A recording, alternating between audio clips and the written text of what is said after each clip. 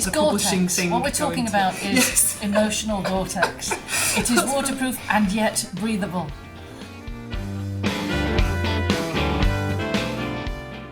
Hello and welcome to 3 Poems and a Question.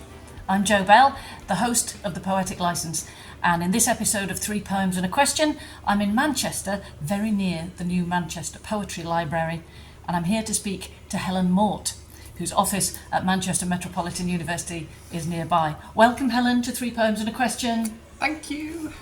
My office is above us, so it's very close indeed.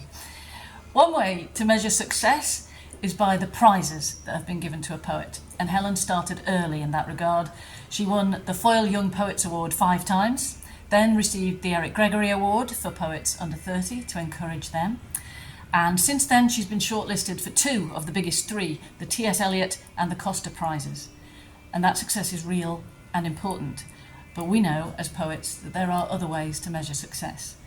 You can look at the impact of a person's poetry on the reader, by the constancy of their effort to write old themes in new ways, by their integrity in tackling the things that matter to them, and by their willingness to try new forms. Helen scores on all of those, and in fact there isn't much left in terms of trying new forms. She's got 3 poetry collections, a novel, a short story collection, and her non-fiction book, A Line Above the Sky, got name-checked in both The Guardian and The Evening Standard. You might also have heard her on Radio 4 recently with a rather magical programme called The Dawn Care, a kind of docu-poem on a captivating Anglo-Saxon idea. If you notice any similarity between our voices as we talk, it's because we are from the exact same corner of the world. We both grew up on the borders of South Yorkshire and North Derbyshire, where the Peak District is always just a bus ride away. And for both of us, that's a hinterland where politics and the land are very closely involved with one another. So Helen, thank you so much for giving us the time. No problem. And we're going to start by talking about history. Writing about history is something that's always interested me as a former archaeologist. And it's something you do, for instance, with the miners' strike or with mountaineers like Alison Hargreaves. Your collection, Division Street, uses a Sheffield street name to shine a light on those political tensions of history. And years ago, I remember seeing you do a stage show called A Pint for the Ghost, where you brought in the ghosts who haunt the pubs of post-industrial Sheffield, our hometown. Tell us a little bit about the past and how it feeds into your writing. So I am very interested in how we tell stories about ourselves and about others, and particularly about where we come from. And again, maybe this is something that you'll have a different perspective on as an archaeologist, but I suspect there are parallels in all fields in the way we talk about some of these things.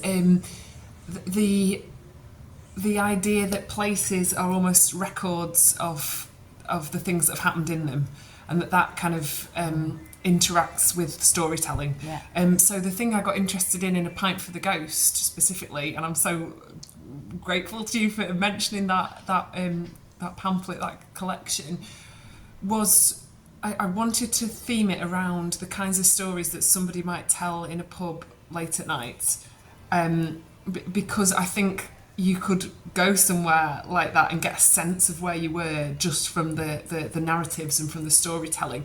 And I think we all believe as poets or as creative writers that those stories we tell about places and about ourselves are at least they're like counterfactual, but they're as much a part of the composition of place as, you know. So if you or I goes and talks to someone and they say, where are you from, and we say, I'm from Sheffield or from North Derbyshire, like you say, we're both on that border. Yeah. It could be either. They're bringing to bear a kind of knowledge or a script about Sheffield that comes from the stories that they've heard about it, whether they be media generated or literary or folklore, or whether they're some of the stories that we perpetuate ourselves, especially as artists. We're part of the constant narrating of a place. So I think for me, the interest in history is all very tied to location.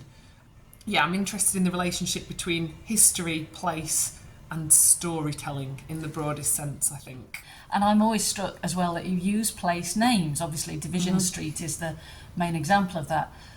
But I think, as a former archaeologist, place names, just in the reciting of the place name, you say something about the place. Yeah. Even if people don't know that Harts Hill or Slingsby or whatever are Viking names or Anglo-Saxon names, we have a folk memory of what those names mean.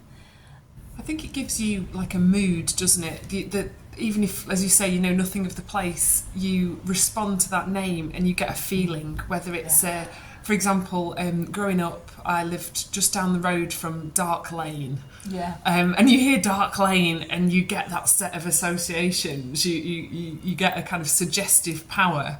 And I grew up on Top Road, and that in itself has its own kind of... so even those very, very perfunctory names. I just remember as a child on car journeys, sitting in the back of the car with the road map open, just reading all of the different locations, and that was what made me the happiest. And I'm still a little bit like that. I think I would just gladly sit and look at a map, not in a kind of geological or topographical interest, but the names, the joy of it. This seems like a good place to drop in Helen's first poem, which is called Love Poem, and begins with a line that would appeal to any narrowboat dweller. Love poem.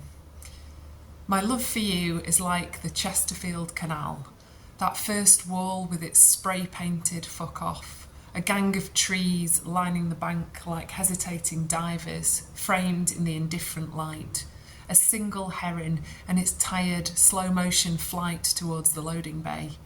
It's the Peugeot and the BMW exchanging stolen goods an hour before dawn, parked where the path begins.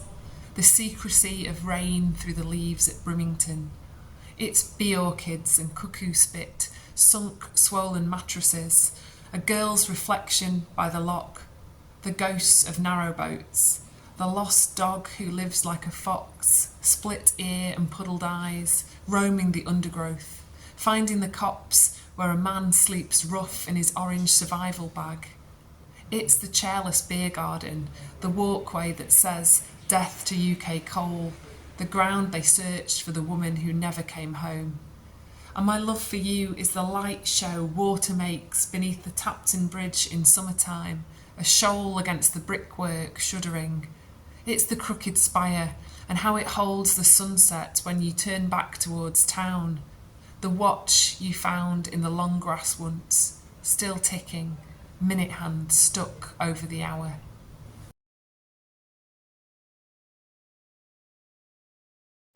You and I have a particular poet hero in common, but you've always been conscious, I think, of how other poets and their traditions feed into your writing. So I want to know who the poets are that you turn to again and again.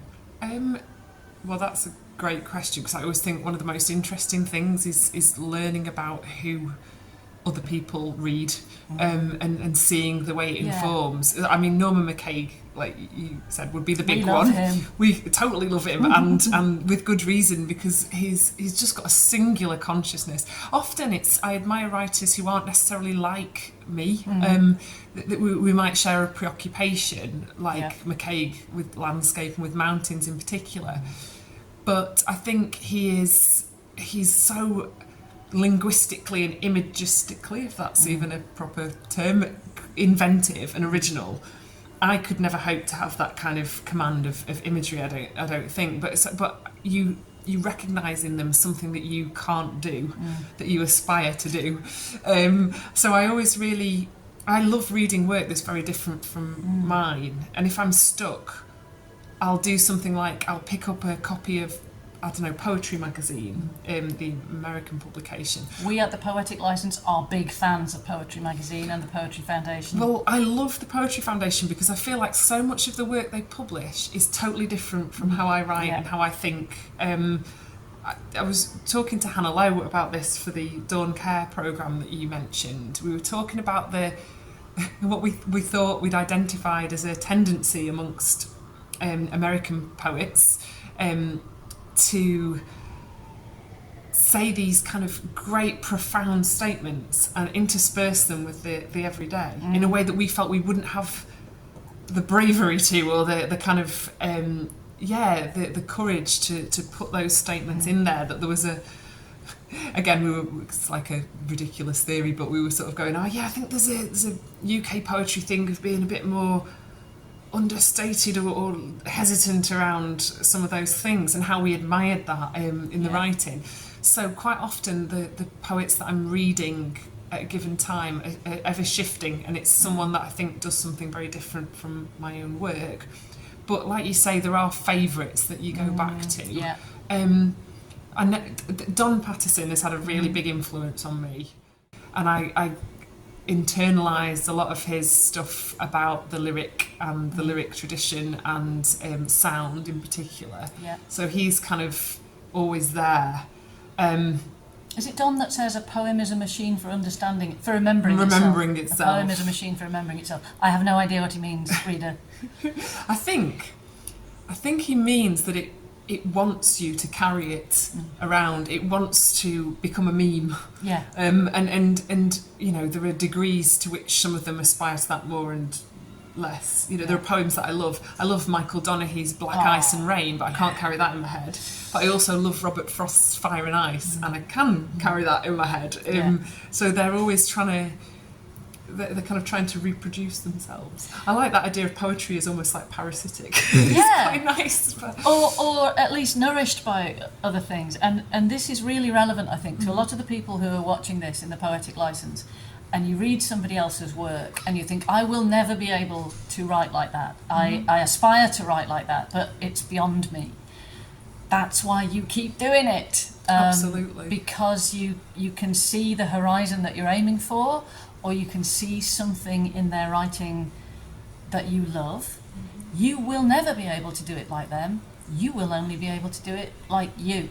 That's your blessing and, unfortunately, your curse. And you'll synthesise elements from all the different writers that you admire as well. Or even, sometimes I think of it as, you know, in the same way that you can sometimes feel like we're all trying to write the same poem over and over and over. And I think it's okay to sort of, to be at peace with that.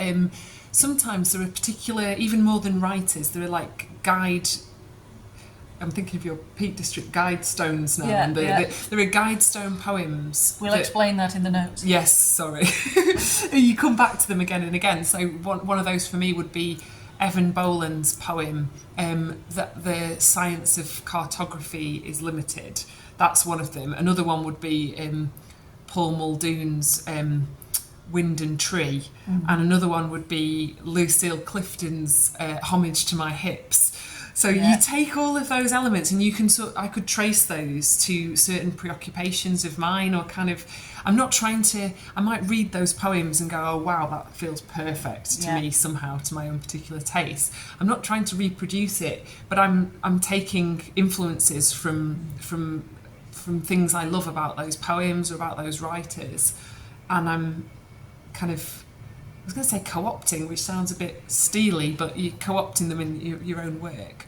And sometimes you do like unconsciously directly borrow from those things. Yeah. I was horrified recently when I was looking back through my last collection and I found a line that I've accidentally nicked from Don Patterson, in fact, because it was so ingrained in my head. Yes, I've done that. And I didn't know what to do about it. I thought, what do I do now? And I was like, it's a different context, it's a different... But the phrase was definitely his. Yeah. And then I thought, well, hopefully Don would think of that as having created a meme. Yeah. It's a bit like a family tree, isn't it? That I don't have exactly my father's face, but I have his eyes. And that everything I am is a conglomeration of the people who went before me. So although I am myself, I've absorbed bits and carried forward bits of their DNA and their gene pool. I think sometimes as writers or as artists in general, like striving to be original, whatever that means, is a bit of a false kind of challenge to set yourself. I think what we should be, well, who's to say what we should be doing? Poetry can do anything, but what certainly I aspire to do, I think, is to look at familiar things in relatable and perhaps potentially slightly different ways. Yeah. And quite often that's a natural part of the writing process, because we've all got a unique sensibility. That's one of the amazing things about being human. We imagine that we all see the world sort of vaguely similarly, and then are amazed by those little moments of disconnect when we realise that we don't, and that you can't take those things for granted necessarily. So bringing your unique sensibility, your set of influences, your life circumstances to a particular topic, if you're crafting the words in the structure of the piece in the best way you can, you're probably going to bring something quote unquote original to that, just by virtue of being an observer and a witness and a kind of absorber of experience. And that twin motivation of, in the writing, looking for something fresh about the world yourself, and then for the reader to come to it and find something which refreshes their view of familiar circumstance, is the two-edged sword, is something that poetry can do so well. The best thing you can be as a writer is porous. You need a certain kind of porosity, which includes experience, it includes reading, it includes relating to the world around you and to other people. That's your kind of major skill set often as an artist, which is interesting because we often think about writing as personal reflection and kind of mining the interior, and it is that too, but you need to keep yourself a little bit porous, I think. And it's really hard because you need your porous, highly sensitive, intuitive writer self, and then to operate in the world, and particularly in the commercial sphere, if you like, or in the I don't want to say real world because it's all real, but to publish and to operate within that framework, you need a different, thicker skin, if you like, to deal with that. And you have to separate them and keep the porousness. It's the publishing thing. What we're talking about is emotional Gore-Tex. It is waterproof and yet breathable, and allows you to deal with rejection. So perhaps it has to be quite tough as well. Yes, emotional Gore-Tex is what we're talking about. I love that. Yeah. I really love that. Thank you. We're going to pause for another poem. The Illustrated Woman.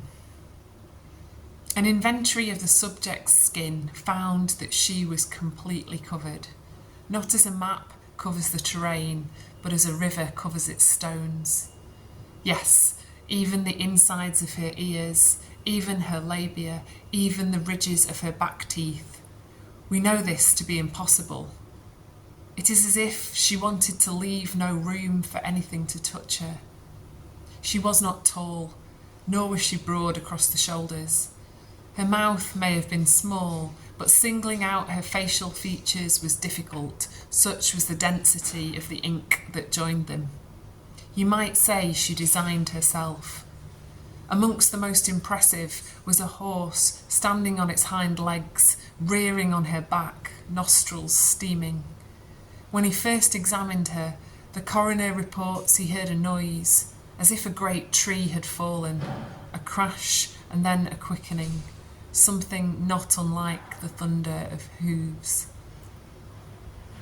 Helen, you're also interested in bodies. I mean, you've got one, I've got one. Particularly the bodies of women, the things they do, the things they're expected to do, the experience of living in a body that, in your case, can climb or run or give birth. And the mountaineer Alison Hargreaves is one person you've written about. That physical engagement with the land is really important to you, I think. Yes, I think I'm a big believer in what the body knows. I forget who wrote it. There's like a therapist who wrote that book about the body keeps the score.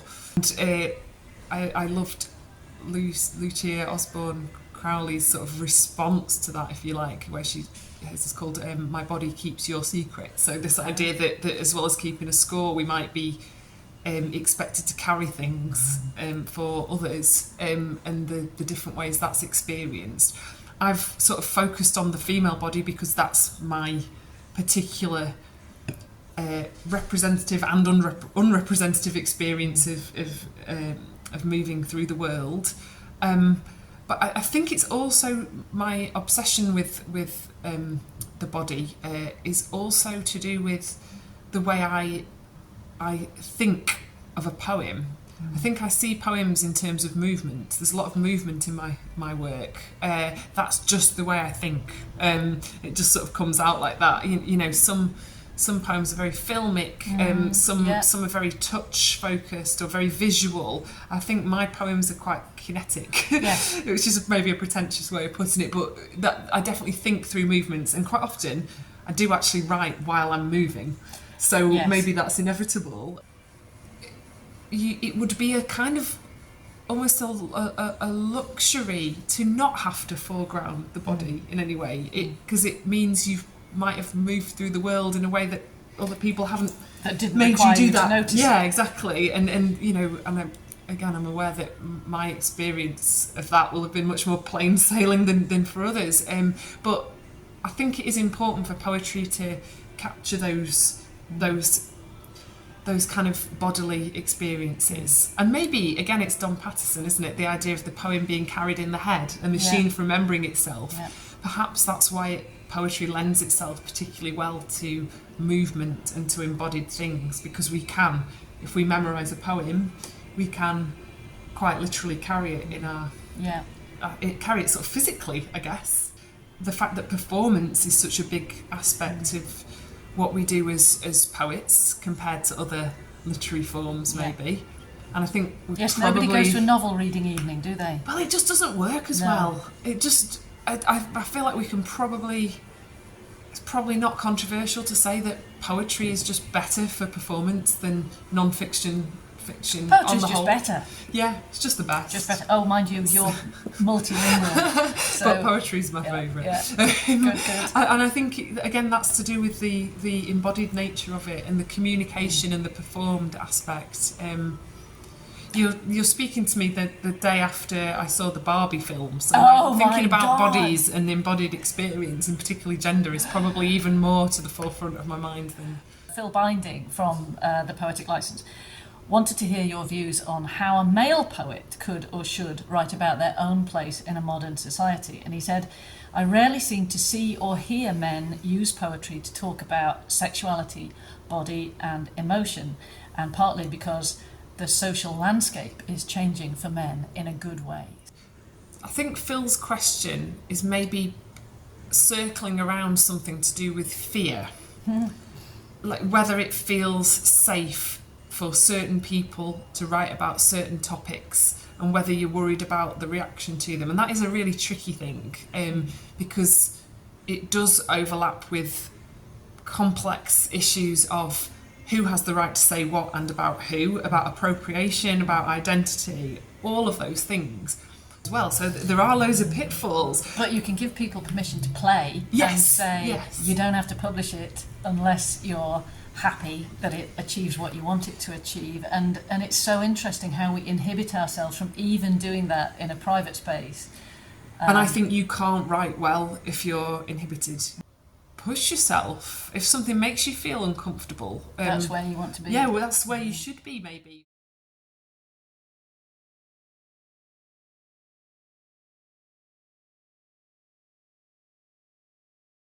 So, I mean, I would see this as an opportunity, what Phil's asking in a way, an opportunity to explore what it would mean for men to be doing more of that in writing, and what can be gained from that, and how that interacts with other things. All writing, this goes back to what we talked about with the influences at the start, and also to a degree what we were talking about in terms of history. All writing should be a dialogue with what's come before. Phil's right. I struggled to think of men who do that particular kind of writing, and like you, I came up with gay men. I came up with Andrew Macmillan, I came up with James McDermott, who else you mentioned earlier, Richard Scott, whose book Soho is almost squeamishly physical. Peter Reynard has written about working class straight men as an experience of masculinity. But I think, there are all kinds of expectations at play in why men might not write those. And also, there are expectations at play in expecting women to write those poems very often. So, for instance, I'm a woman who has no interest whatsoever in writing about my body or really about experiences of womanhood in the same way that many others do. It's not my shtick, really. It's got to be all about agency as well. No one should be forced to write about a topic or expected to. Otherwise, you get the phenomenon where anyone with any kind of marginalised identity is made a spokesperson for that, and that's you're considered black. How very interesting. It's like the only that's the thing that is being valued in terms of their artistic output, and obviously that shouldn't be the case. Yes. So it's about choice, maybe. I had an interesting sort of experience with my last book where I was sort of, as I was drafting it, I was sort of being told that it was about the body. I kind of went from that going, oh no, it's not about that, oh no, when of course it was, to then come up with this title, The Illustrated Woman, and to foreground, this is not to say that the book is about, because poetry books are not straightforwardly about things, but to foreground the metaphor of body modification and the things that can stand for as a way of slightly shifting the focus. So it is about the body, but it's also about the ways that people inscribe and write on their bodies and what that means and present and what other people see and versus what they project. That's brilliant. That took us on a big, interesting tangent. Thanks, Phil, for that. Wasn't a question, because the question is coming up after this poem. First, because your anger was a winter branch and your cottage all beams out of true, because you lost it when I laughed under my breath the time your staffy accidentally nutted you, lunging at a stick too big for her, because of the virginity you took and never knew, the meals you cooked with aubergine and parmesan that made me feel I could be your age. Because you let me undo my own buttons, because the opportunities were few, because you said you wouldn't make me choose between us and university, then I chose and you chose too. Because you told me while we watched a film where somebody was snorkelling and didn't turn your face away, so your words were bubbles lit blue. Because of your double bed, your body, the music I still travel through. Because you were a stone chat, your voice was rock on rock, and you took me to a quarry for the view. Because I sobbed with my face on the steering wheel in moonstruck lay-bys, and my grandma said the moon was only passing through. This ink shape levering from the hinge of my spine, my first tattoo, was meant to be a closing door, me turning my back on you.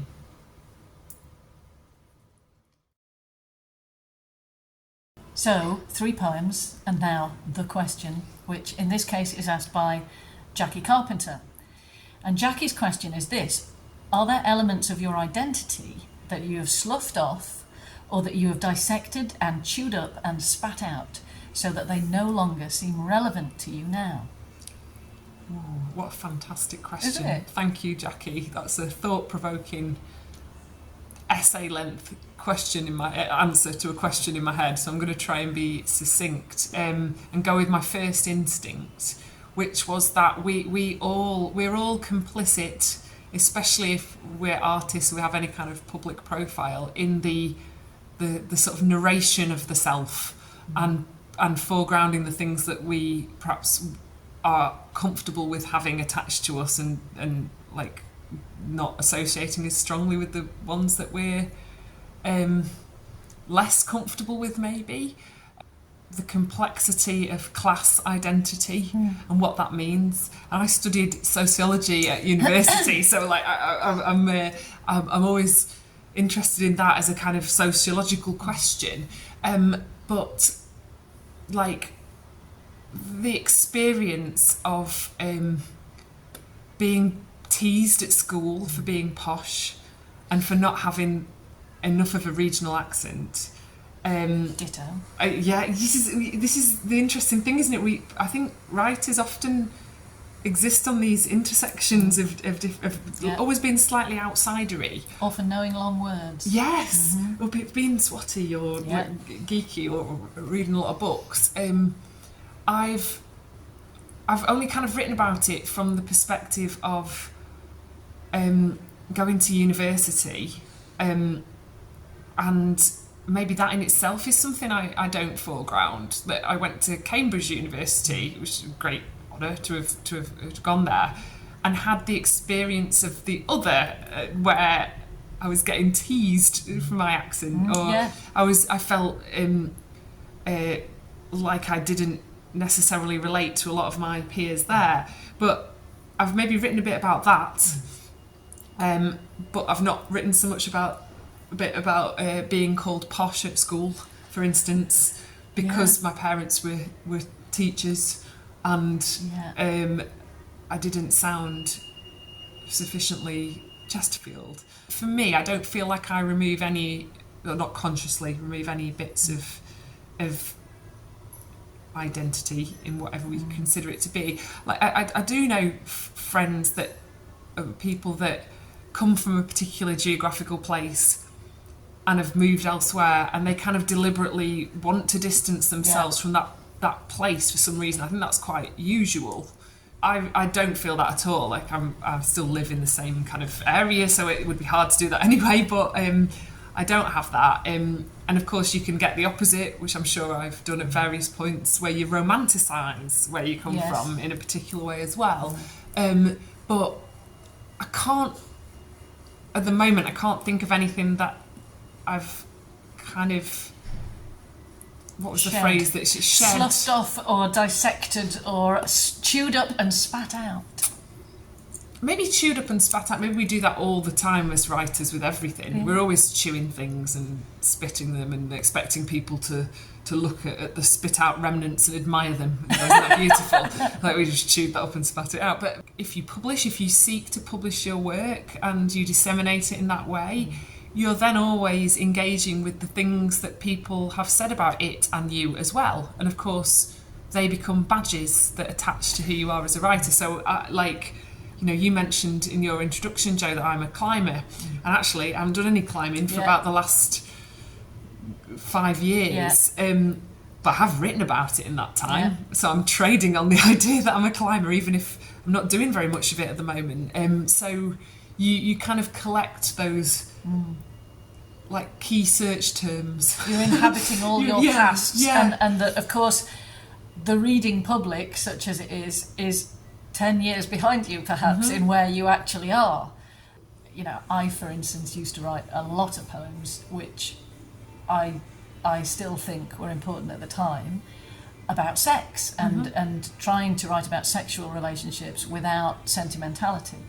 I'm not interested in doing that anymore, really. I might do it again, but that's something I've sloughed off for the moment.